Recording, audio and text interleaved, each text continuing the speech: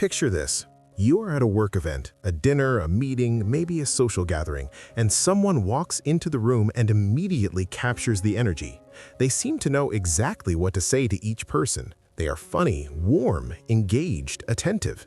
They make you feel, within minutes of meeting them, as though you are the most interesting person they have ever spoken to.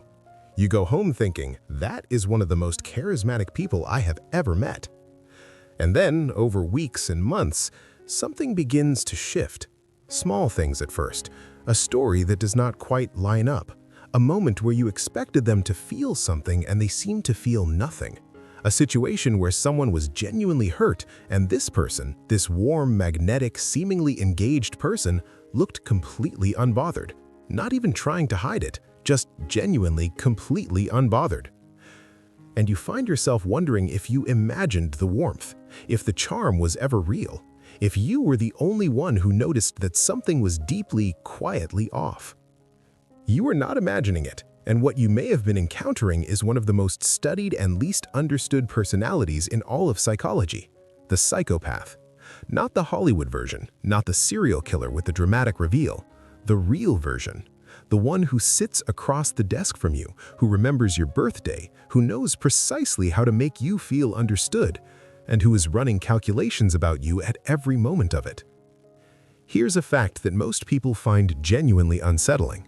According to the research of Dr. Robert Hare, the Canadian forensic psychologist who spent decades developing the most authoritative psychological tool for measuring psychopathy, the psychopathy checklist, now used as the gold standard in clinical, legal, and research settings worldwide, approximately 1 in every 100 people meets the clinical criteria for psychopathy.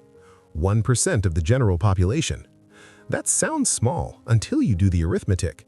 In a room of 100 people, statistically, one of them fits this profile. In a company of 500, 5. In a financial services firm, studies suggest that number climbs even higher, as much as 1 in 10. And here's what makes this genuinely important to understand. The vast majority of psychopaths are never diagnosed, never imprisoned, and never recognized for what they are. They are, in the words of Professor Abigail Marsh, a psychology expert at Georgetown University, often skilled at masking their traits and presenting as friendly or even charming. People assume that psychopaths must be unpleasant or unlikable, but that is a mistake. Most of them are, in fact, highly functional, outwardly successful, often occupying positions of authority and trust. The gap between what they present and what they actually are is not an accident.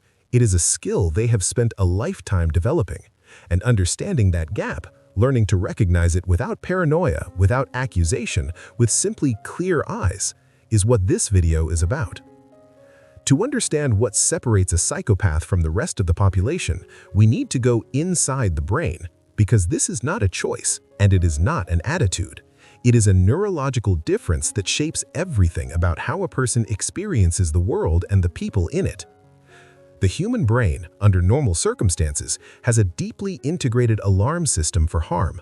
When you are about to do something that will hurt someone, even something relatively minor, like saying something cutting to a friend, a network of brain regions that includes the amygdala, the ventromedial prefrontal cortex, and the insula fires with what researchers describe as aversive arousal, a signal that feels, in simple terms, like discomfort, like the thing you are about to do costs you something.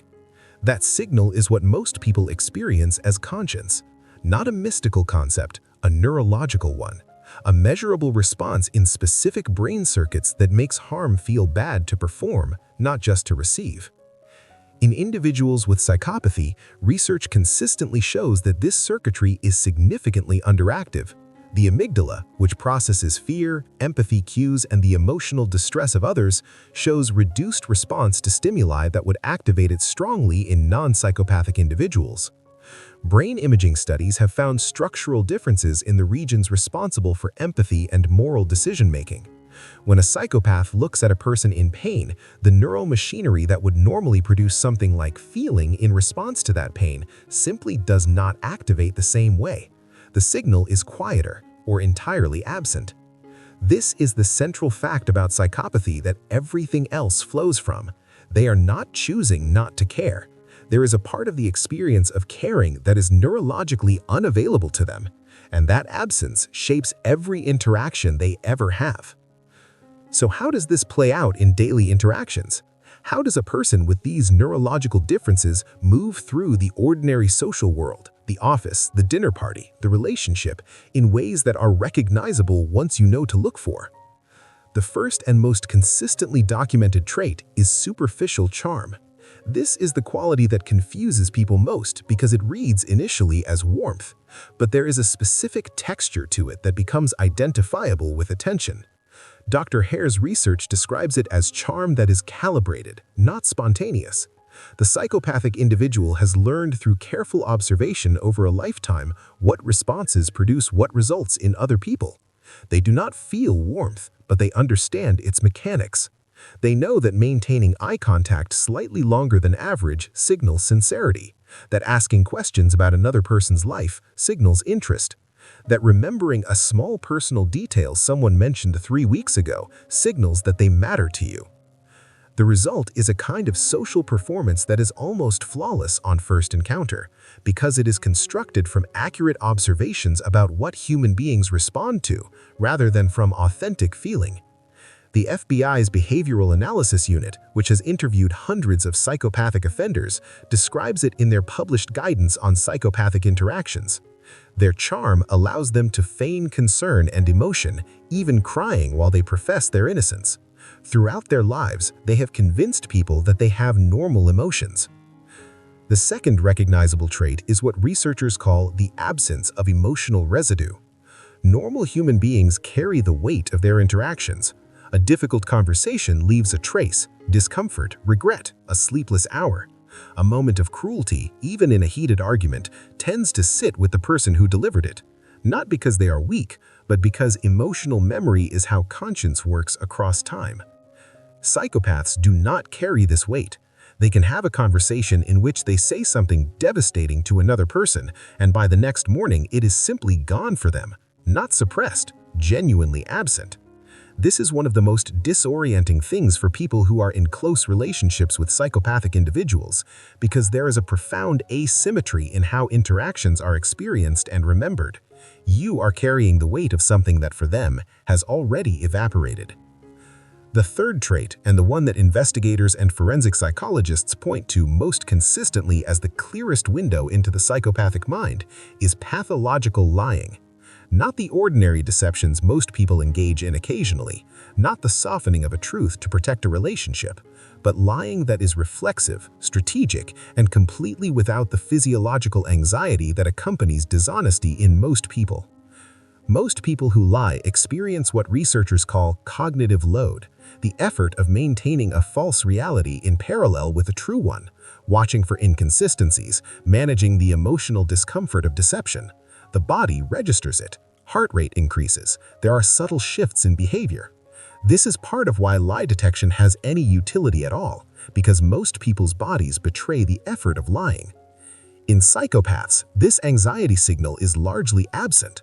The lie is generated without the accompanying physiological cost.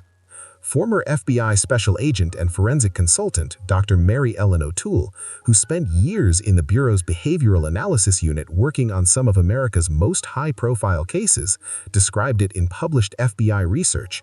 Psychopaths use the interview itself as a performance. Their glib and charming style caused law enforcement officers to believe the suspects were not involved in the crime. With the proper preparation, knowledge, and understanding of psychopathy, investigators can go behind the mask and see the true psychopathic personality beneath. The fourth trait is something researchers call the predatory framing of relationships. This is perhaps the most important one to understand for daily life.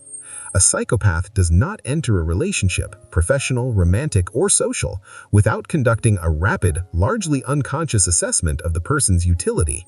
Not in a calculating film villain way, more like an automatic sorting. What does this person have? What do they want? How can that alignment be used? People are categorized, in research on workplace psychopathy, as patrons, those with power and resources who can be leveraged, and pawns, those who can be moved, influenced, or used as instruments to reach the patrons. This framing is so consistent across research on psychopathic behavior that it appears in the FBI's forensic literature, in corporate psychology research, and in clinical accounts.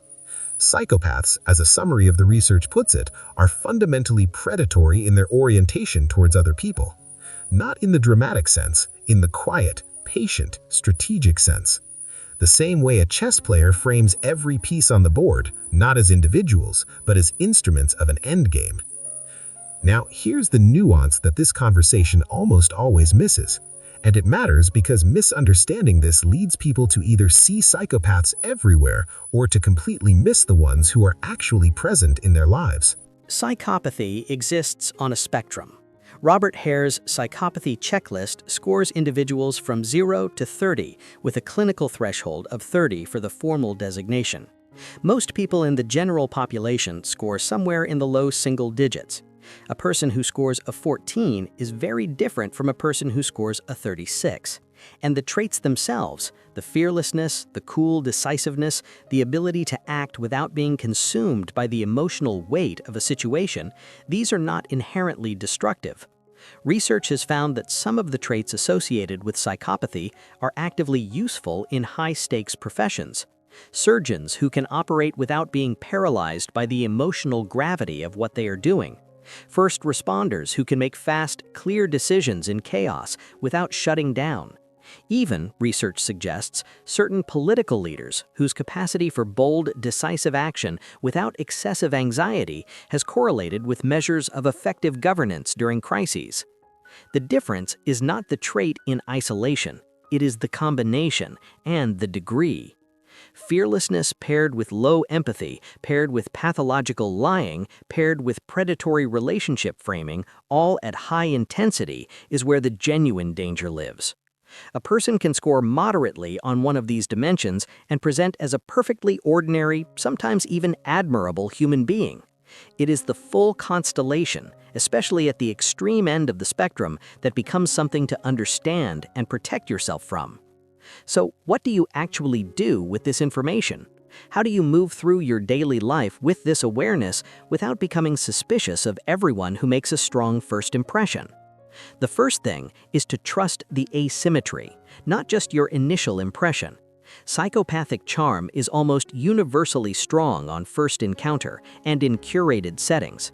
What begins to reveal the reality is time.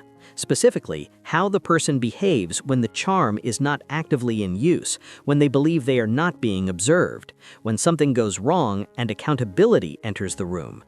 Does the accountability land on them or immediately redirect to someone else? Is there any evidence of weight carrying, the residue of a difficult interaction sitting with them the next day? Or is each interaction a clean slate, unburdened by what came before? The second thing is to notice the emotional calibration. Genuine warmth is responsive. It varies with the moment. It is sometimes less than perfect. It occasionally shows the seams. Performed warmth, the kind built from accurate observation rather than authentic feeling, tends to be consistently excellent. It reads the room perfectly, nearly every time. And paradoxically, that consistency, that calibration that never quite misses, can itself become a signal, once you know what you were looking at. The third thing, and forensic psychologists are very clear on this, is to watch what happens when someone's needs conflict with theirs. In ordinary human relationships, there is a discomfort when we have to choose our interests over someone else's. A small cost, a pause. Even if the choice still goes our way, there is a moment of reckoning. Watch for whether that pause exists, whether the cost registers at all. Because the absence of that cost across a pattern of interactions is perhaps the clearest signal that something fundamental is different in how this person experiences others. Here is what I want you to walk away with. Understanding psychopathy is not about becoming afraid of people who are charming or treating magnetism as a warning sign or dismantling your capacity for trust. Most charming, confident, decisive people are simply charming, confident, and decisive. The research is clear that psychopathy affects a small fraction of the population and that most people with psychopathic traits never cause serious harm. What this understanding gives you is not fear, it gives you a calibration, a set of specific things to look for over time, in patterns, under conditions where the performance has a reason to slip, that can protect you from the particular kind of harm that comes from investing deeply in someone who is fundamentally incapable of the reciprocity that investment deserves. The psychologist Robert Hare spent his career studying this, not to frighten people, but because he believed that understanding predatory personalities was one of the most practically useful things psychology could offer ordinary life. His book, Without Conscience, opens with a simple observation that stayed with him through decades of research. The most dangerous people are often the ones who seem, at first, the most trustworthy. Not because trustworthiness is dangerous, but because the performance of it by someone who understands its mechanics without feeling its meaning, that is a very specific kind of vulnerability that deserves to be understood. Your instincts are not broken when someone like this fools you. The performance was designed to fool them. The wisdom is in learning what to look for after the curtain has been up for long enough to show its seams. If this video gave you a new lens for something you have already experienced, something that has been sitting in the back of your mind without quite having a name, drop a comment below. Tell me, what was the first moment something felt off before you had the language for it? Hit subscribe, because every week on this channel we go deeper into the science of how the human mind actually works, the parts that protect you, the parts that mislead you, and the ones that, once understood, make you harder to fool and easier to trust. I'll see you in the next one.